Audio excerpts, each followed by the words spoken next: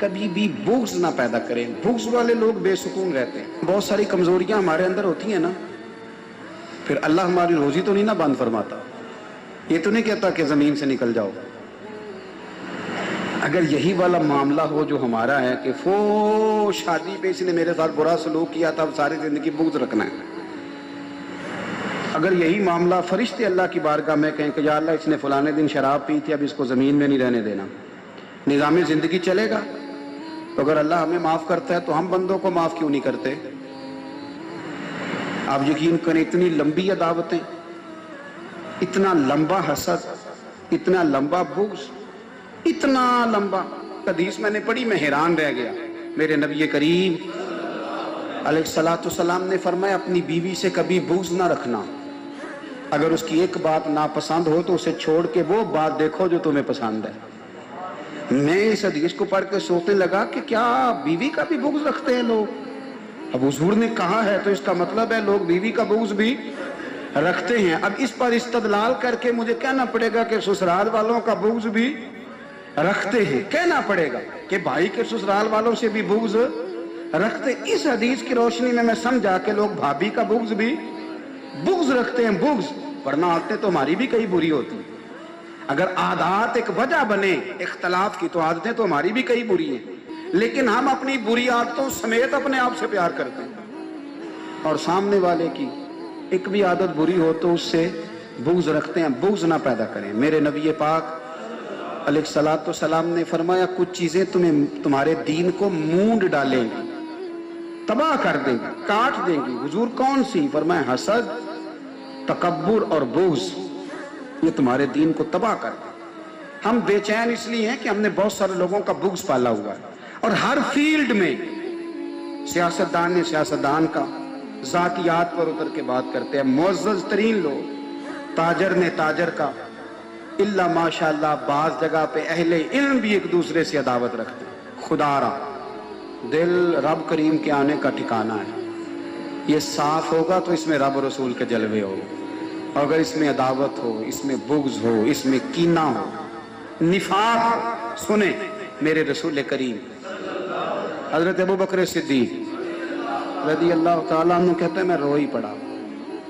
مکہ فتح ہوا نا تو اکرمہ بن ابو جہل نے پیغام بھیجا کہ میں نا کلمہ پڑھنے کے لیے آ رہا ہوں. وہ بات لمبی ہے، میں موضوع پہ رہنا چاہتا ہوں. کہتے ہیں جب وہ آنے لگا نا تو نبی پاک نے ہم سب کو بلایا. ہم حاضر خدمت ہوئے تو حضور فرمانے لگے کہ اس کے باپ نے نا بڑا ظلم کیا ہے ہمارے ساتھ. ابو جہل نے بڑا ستایا ہے، بڑی تکلیف دی ہے. آپ مجھے بتلائیں کہ وہ ایک دفعہ کسی شادی پہ بحث ہوتی ہے بیوی کے بھائی کے ساتھ، پھر ساری زندگی اس بیچارے کو معافی. وہ 10 دفعہ گھر آتا ہے معافی مانگنے پر سوال ہی نہیں پیدا ہوتا میں مجھے ہی کہہ دیا، پھر مجھے ہی کہہ دیا آپ نے، اور میری شان میں بے ادبی، اور پھر میں معاف کر دوں. توبہ توبہ توبہ، یہ کیسے ہو سکتا ہے؟ میری ناک نیچی ہو جائے گی، اور آپ نے مجھے کہہ دیا، سوال ہی نہیں پیدا ہوتا. اور یہ رونا میں اکثر ہوتا ہوں کہ شادی والے دن داماد صاحب کا زیادہ دماغ خراب ہوتا ہے. جب چھوٹی سالی کی شادی ہوتی ہے نا اس دن اس کو بخار چڑھتا ہے، تو اس کو کان میں کہتا ہے تیری عزت نہیں کر دیں. اس دن اس کا دماغ خراب ہو جاتا ہے، بچے اٹھا کے نکل آتا ہے.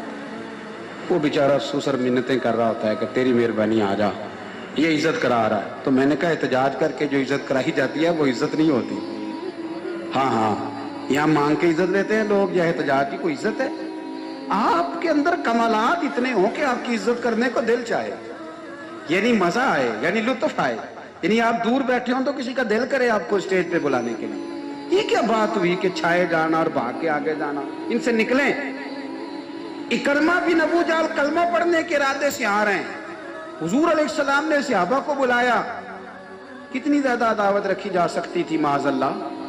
کب سے وہ چلا تھا ظلم کرنے، اور اس کے بعد اس کا بیٹا شروع ہو گیا.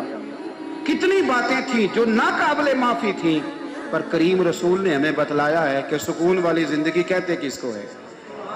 جب سب لوگ جمع ہو گئے تو حضور نے فرمایا بھئی وہ کلمہ پڑھنے آ رہا ہے، اس کے باپ نے ظلم بڑے کیے ہیں، پر میری نصیحت یہ ہے کہ اس کے سامنے اس کے باپ کو برا نہ کہے.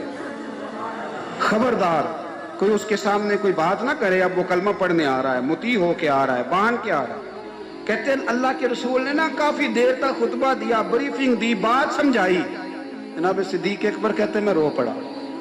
ایک صحابی مجھے کہنے لگے تمہیں کیا ہوا؟ تو میں نے کہا میں مصطفیٰ کی رحمت پہ رو رہا ہوں، دیکھو کن کے لیے حضور گراؤنڈ بنا رہے ہیں، اے دیکھو کن کے لیے حضور تیاری کر رہے ہیں، جنہوں نے ساری زندگی دشمنی کی۔ خدا را یہ اندر سے عداوتیں نکال پھینکو۔